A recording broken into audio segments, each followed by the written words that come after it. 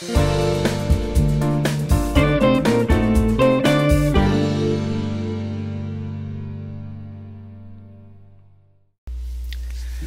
Keith Young here, and today what we're going to do is talk about Daz Studio.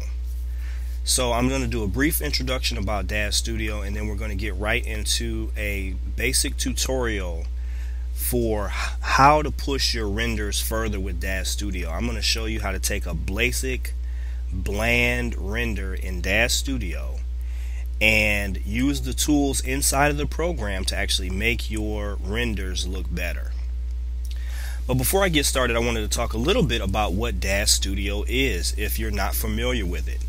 Daz Studio is a 3D package that allows you to basically take renders or 3D models that have already been created and then add clothing and props to them so that you can create images and animations that you normally wouldn't be able to do if you didn't have any experience with 3D modeling and animation.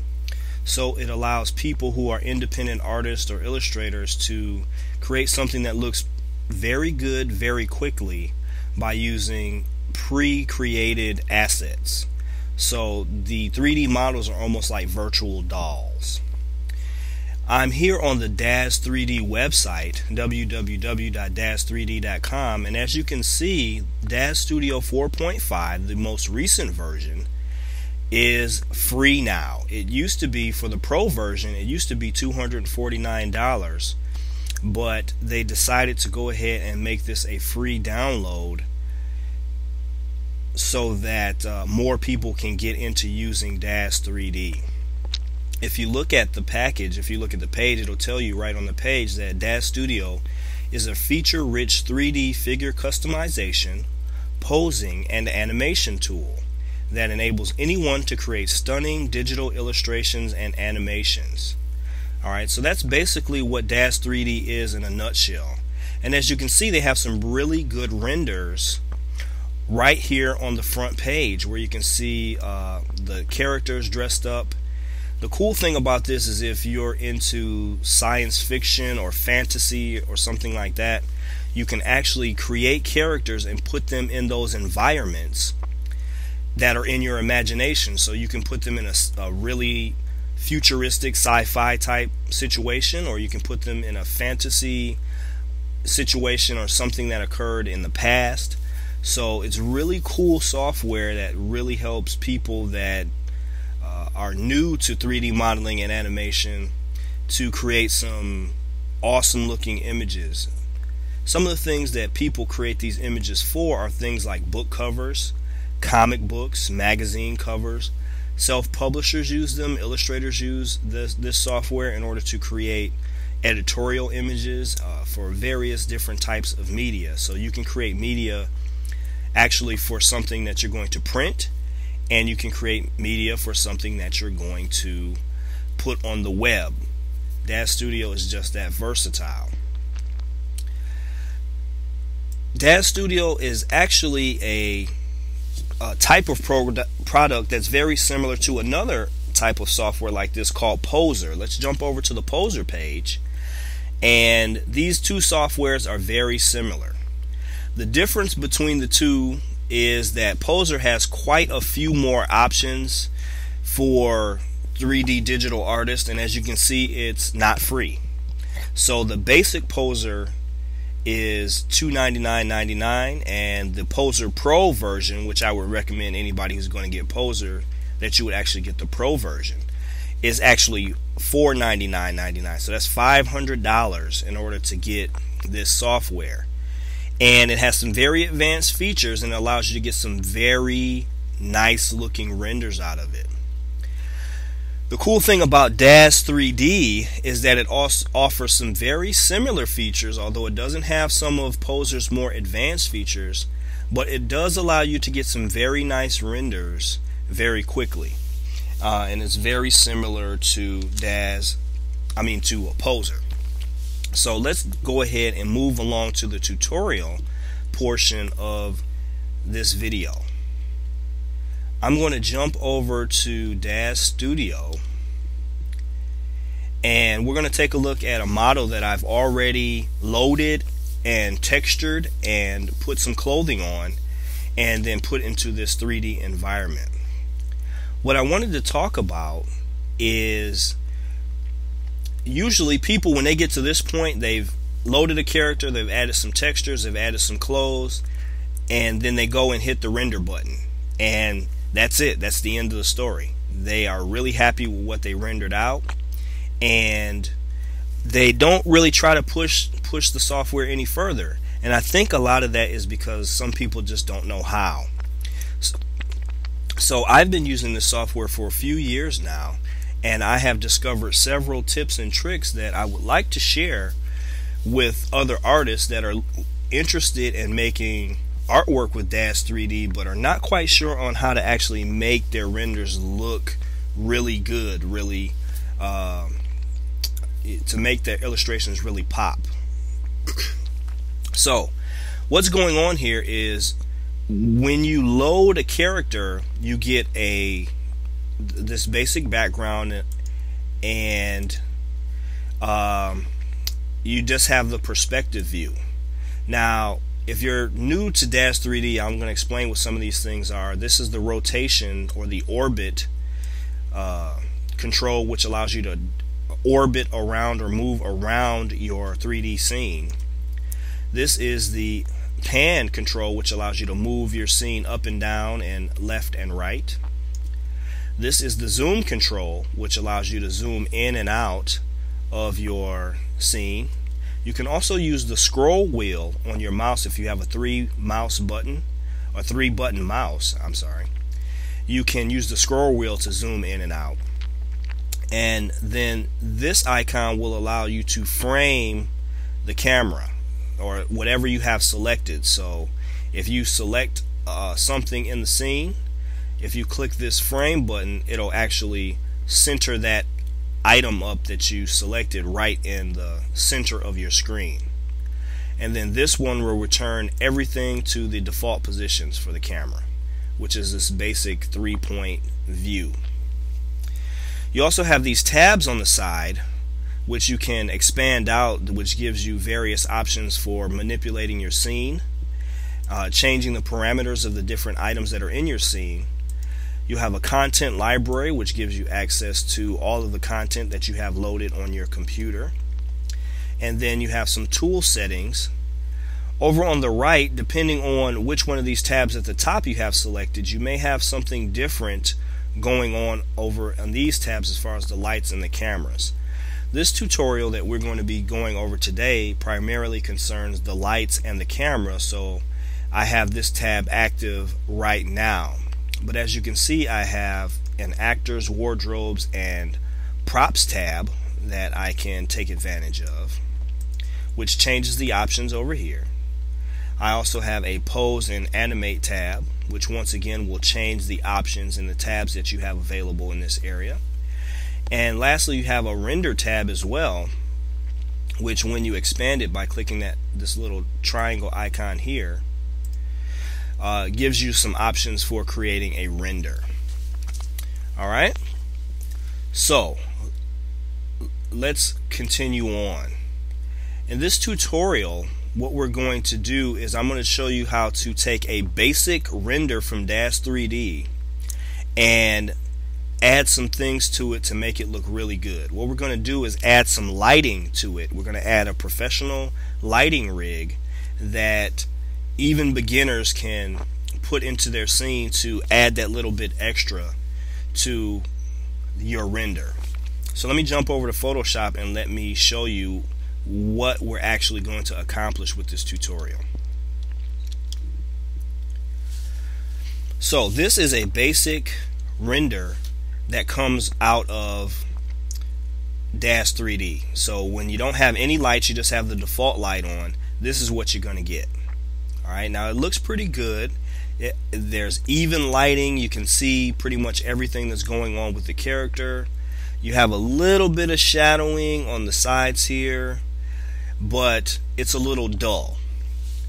So what I want to do is show you what we're going to actually be creating during the course of this tutorial. me just go back to full view. So I'm going to show you how to take your render from the one on the left to the one on the right, which, as you can see, is much more dynamic. You have highlights coming in off of the right here. You have this really nice area in the center where you have shadows and the highlights are kind of sparkling, and then you have a really nice hot highlight coming in from the left, which really sets your character apart from the background. So this, as you can see, is a much more dynamic type of image that you're going to really find that your viewers for your book covers or your illustrations are going to like a lot more than just this basic simple render. Now, don't get me wrong, the one on the left is not terrible, but it's not great either. So what this tutorial is about is pushing your images from good to great. So let's get started. So once again, just to recap the tutorial that we're going to get into, I am going to show you how to take a render using the default setup in Daz 3D from this basic render to something that looks more like this. So what I'm going to do is share the techniques that I use to create this look, and it's kind of a step-by-step walkthrough, so you'll be able to follow along with your own characters. So let's go ahead and get started.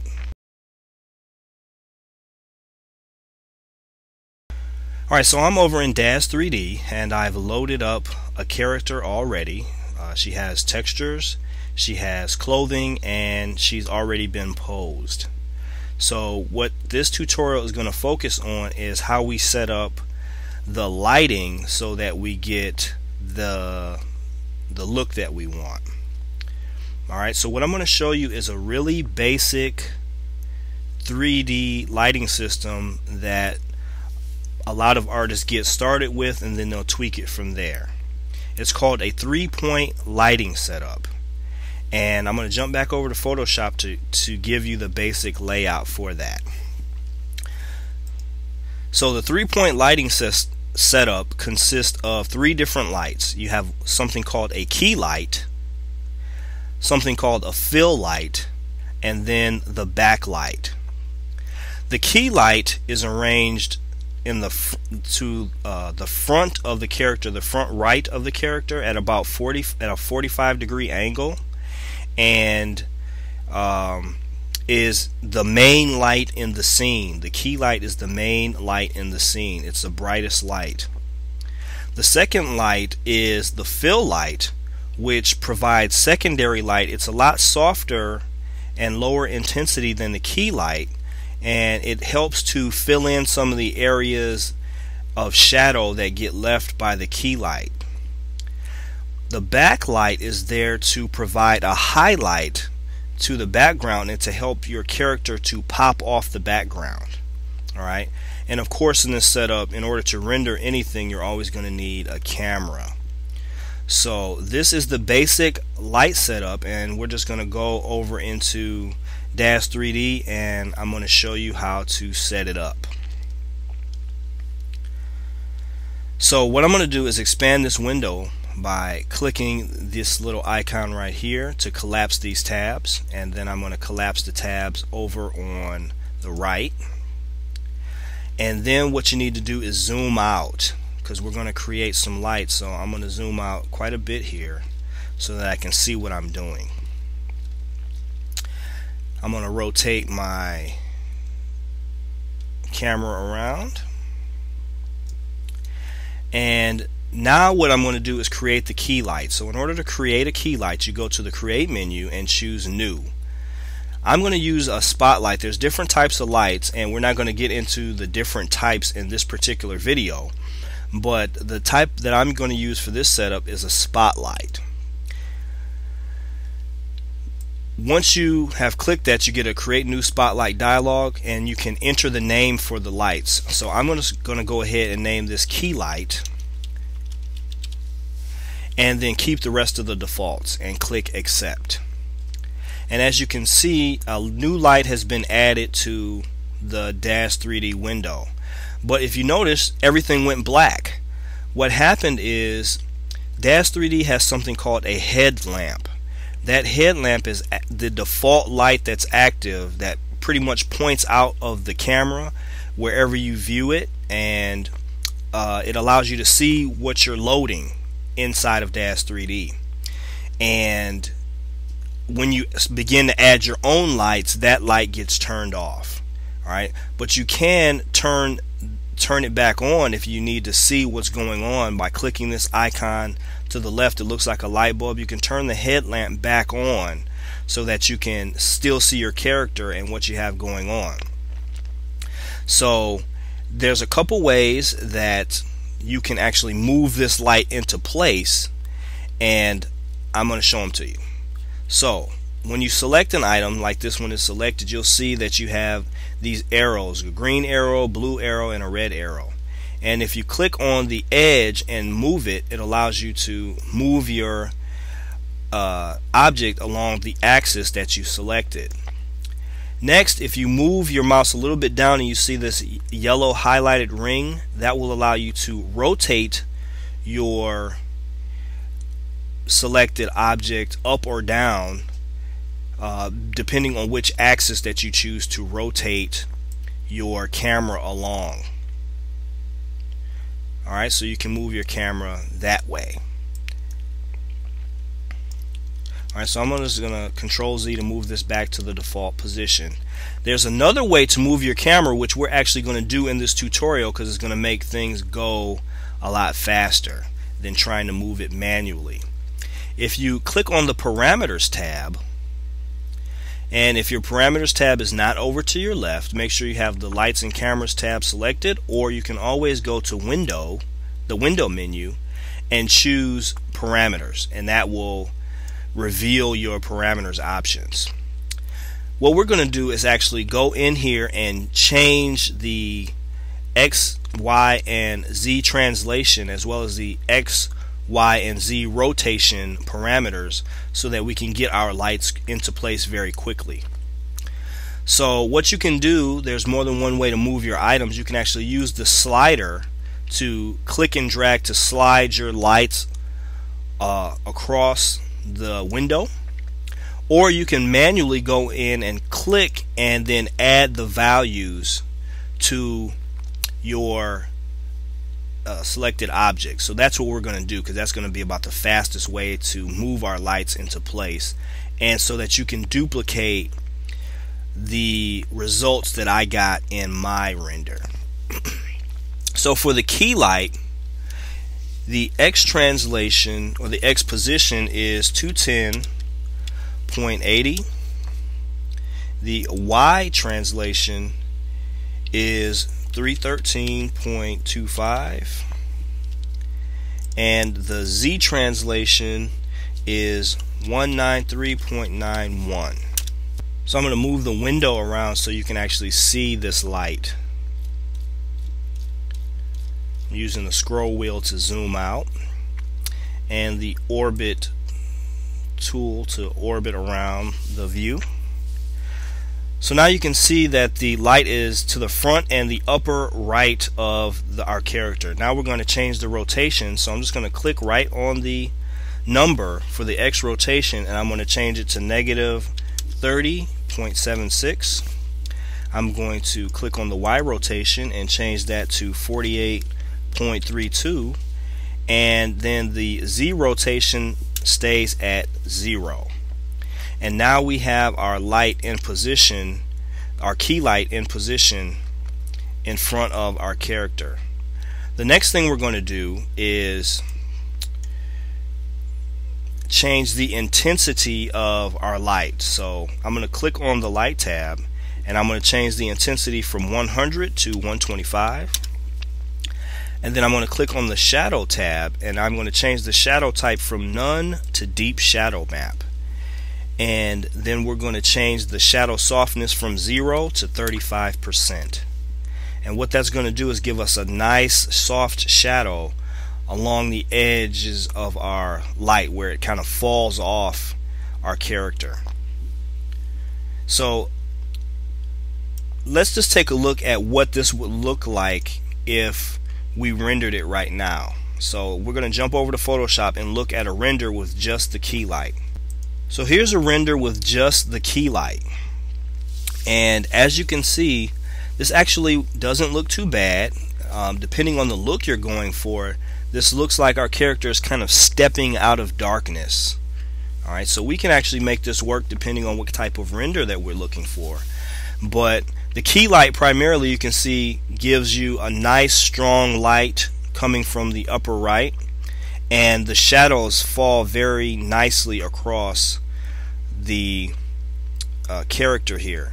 But you can see it looks really dark on the left side, and we start to lose some of the details in this area, and that's where the fill light is going to come in to help us out to fill in this area. So once again, depending on the look you're looking for, like if you're looking for something spooky or she was coming out of a cave or something like that, this might actually work. You can get away with this, but we're going to push this render even further in Daz Studio by adding the fill light next. So we're going to go through the same process that we used to create the key light.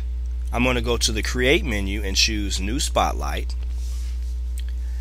and then I'm going to change the name to Fill Light, and I'll apply the default settings for the rest of it and click Accept.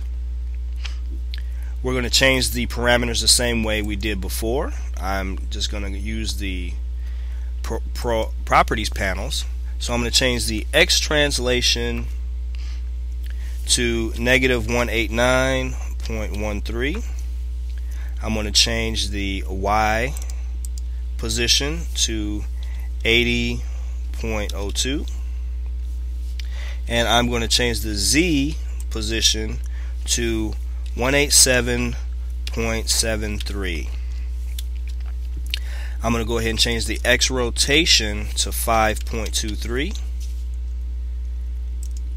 the Y rotation to -44.35, and the Z rotation to -0.46. And I'm going to move over to the top view so you can see how the lights are arranged. As you can see, the key light is coming from the right and the fill light is coming in from the left, and is pretty much exactly opposite of the key light. Now the only difference being in this setup, if we go to the front view and zoom out, is that our fill light is a little bit lower, or is actually a lot lower than our key light. Now that may not always be the case. Sometimes you're going to want this fill light to be just as high as the key light, but the reason that I put it down a little bit lower is because we have all of this great parts of her costume with the wings and her silk gown, and I wanted to really fill in this area and not create more shadows coming down at a cross area. So to fill in this area of detail a little bit better.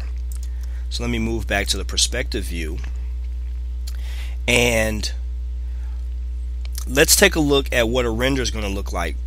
Before I do that, what you're going to need to do is add a camera. I have a camera in here because I'm showing you the perspective view, but I haven't actually showed you the camera view. This is the camera view of my character, and we're going to go ahead. You can actually, inside of Daz 3D, add as many cameras as you want. So we're going to go ahead and add a camera and then change the settings of the camera so that your renders can match this one. So go to the Create menu and choose New Camera, and whatever the default name is, that's fine, or you can name it something that you want, and click Accept. And then over in the View tab here, change your view to that new camera. So this is the new camera for me, the camera 2. And then you can change the properties of the camera as follows. The X position for the camera should be at 97.59. The Y position is 79.32, and the Z position is 380.86, and then the X rotation is 1.81. The Y rotation is 15.24, and the Z rotation you can leave at 0, and that will give you the settings that I have here so that you can render your character from the same angle as mine if you want to. You're going to want to leave the settings at the defaults for the rest of it.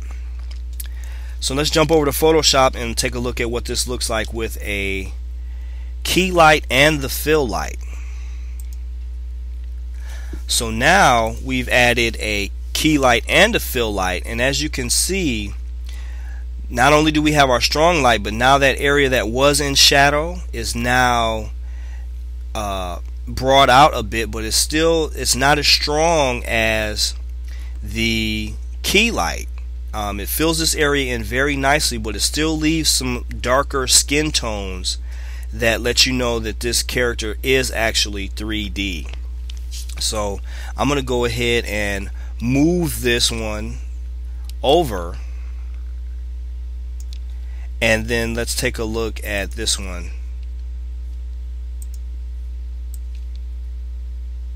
Next to it. So you can see that this one looks a little bit more full, a little bit more, once again we push this a little bit further by adding the fill light. You can see over here you still have this deep shadow which is filled in by the fill light. Alright, let's jump back over to Daz 3D because I actually didn't give you the settings for the intensity for the fill light. So let's go ahead and fix that now. So in the scene tab, what you can do is you'll find that this is an outliner, and it allows you to select your items without actually having to click them in the main window. So I'm going to click on my fill light to select it, and then I'm going to change the parameters, click on the parameters tab, and I'm going to change the light intensity to 40%. I'm going to click on shadows, and I'm going to make sure the shadow type is set to none. By setting the shadow type to none, basically this light goes on forever, so it doesn't create shadows where normally this would be a dark spot back here. It's actually going to light that area up behind her because there's no shadow set. So let's go back to the perspective view, and so we can see all the lights at once. Okay, so now we're ready to add our third light, which is the backlight. So once again, go to the Create menu and choose New Spotlight. Go ahead and name it Backlight. And the default settings are fine. Once again, in the parameters panel, we're going to change the positions. So the X position for the backlight is negative 226.18. The Y position is 321.78. The Z position is negative 183.46, and the X rotation is 328.04. The Y rotation is negative 133.08, and the Z rotation is negative 357.39. We're going to change the intensity to 200%, and we're going to change the shadow to deep shadow map, the shadow type, but we're going to leave the shadow softness set to 0 because we don't want a real soft shadow. We want a nice hard edged highlight on this left side to really bring out the character. Let's jump over to the camera view, camera 2, and let me turn this off so it'll give us a more realistic preview of what we're going to get. So once again, we have our 3 lights activated. Let's go over to Photoshop and take a look at what it looks like, our character looks like now with the 3 lights applied. So now this is how our character looks with the key light, the fill light, and the backlight all together. And once again, she looks very nice, but we have the addition of this nice hot highlight over here on the left hand side, which really accentuates the 3D aspects of our character.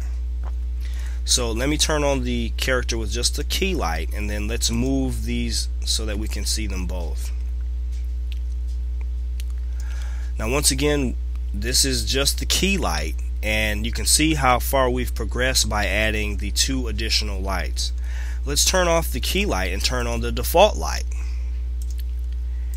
and you can see how much more realistic this character looks. Even the skin looks more realistic than this character. This character's skin looks almost kind of plastic, whereas this character's skin, you have some nice musculature and shadows underneath her breasts, and highlights on her stomach, and shadows where her clothing has fallen in front of different parts of her body, so you can actually see some realistic type shadows. So this render looks a lot more realistic than this basic 3D render that you get from Daz when you don't add any lights. So I'm going to show you one last thing. This is a really nice render that we have with our key light and our fill light and the backlight. But let me show you how to push this just one step further to really make this image jump off here. So I'm going to turn off the default, and I'm going to expand this layers folder so that we can see that we have, I'll turn off the text because we don't need to see that right now. We just have the one layer, and I'm going to turn off everything but the character. So this is actually a transparent background, as you can see that I rendered out of Daz 3D. And now I'm going to turn back on the black background, and what I'm going to do is I want to duplicate the layer that our character is on. So in order to do that really quickly and easily with Photoshop, you click and drag on the layer, and you drag it down to the new layer icon, just like that, and it makes a duplicate that's sitting exactly on top of where the previous image is. Alright, so you can see if I just click and drag to move it that we have a duplicate of our existing layer. Now what I want to do with this is change the layer blending mode from normal to linear dodge, and watch what happens. Boom.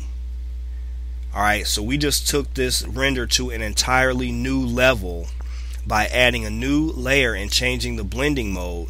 We really have made our character pop off this black background. This is one of those techniques that I think a lot of you will find very helpful for taking your 3D renders in Daz from good to great. Once again, what I did is I made a duplicate of my existing layer. I'm going to turn that off, and you can see even though it looks good, it's still a little dull. Alright, and we'll turn on the default, and once again, compared to this one, this is much better. But we still have a little dullness in the face here. It's just not bright, very bright. The value is not very bright. Even though the shading looks very good, we can actually do a bit more with the brightness here. So a quick way to do that is to make a duplicate copy and then change the layer mode from normal to linear dodge. And as you can see, that really just sent our render into overdrive. Okay, so I really wanted to create this 3D tutorial for Daz 3D because I do see a lot of more people getting into using it and trying to make their illustration dreams or their science fiction dreams a reality. And I wanted to help with some techniques that I know how to use that would really help to push your ideas further.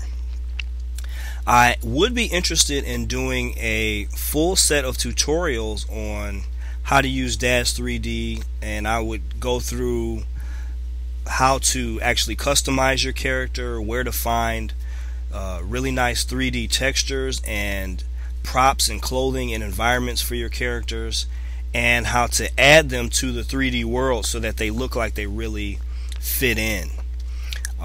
But I don't want to do an entire series, and I don't have a lot of interest in the program. So what I would like is, if you like this type of tutorial, please leave me a comment either wherever you see this, either on YouTube, Facebook, or on Black Science Fiction Society. Please leave me a comment and let me know if you're interested in this type of training, and how much do you think this type of training would be worth to you. Both of those questions, if you can answer those for me, if I get enough interest, then I'll go ahead and put together a full-blown tutorial program that'll walk you step by step from the basics, from starting with a blank canvas inside of Daz 3D and creating an entire 3D environment based on the past or based on the future. Maybe in the program what I'll do is show you how to create one futuristic scene of something that looks really outer space, and then maybe one scene of something in the distant past, just to show you the variety and the capabilities of Daz 3D and how you can use this software to create your own illustrations relatively quickly and relatively easily. But once again, it's one of those things where if you know how, if you have access to someone who knows the different industry tips and tricks, then it will make your learning curve a lot better. It's not hard software to learn, but you don't learn these things about how to add lights and how to create atmosphere and how to add your props and things like that just from the basics. They don't really have much of a training program that I've been able to find, either in books or online, where they're going to teach you step by step how to create a 3D illustration where your character can be integrated into your own custom backgrounds and things like that. So I would like to thank you for your attention, and hopefully you were able to get something out of this tutorial. Once again, this is Keith Young, and this is Daz Studio 3D, from good to great, and I'll see you next time.